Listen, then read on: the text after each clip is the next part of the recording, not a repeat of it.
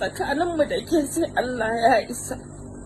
Kuma duk wanda ya ƙara sa ki a fim, albarkacin manzon Allah sai fim ɗin nan ya faɗi. Rama, in Allah ya yarda an gama jin sunanki a duniya. Wallahi ke gurɓatacciyar halitta ce a cikin halitta. Ke ba a ba koyi ba ce ba.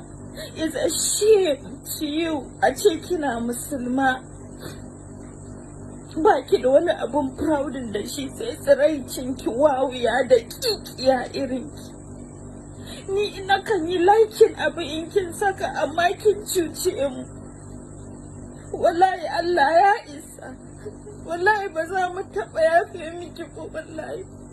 Duk wani musulmin duniya ya miki Allah ya isa. Kin ji kunya wallahi tsir da halinki.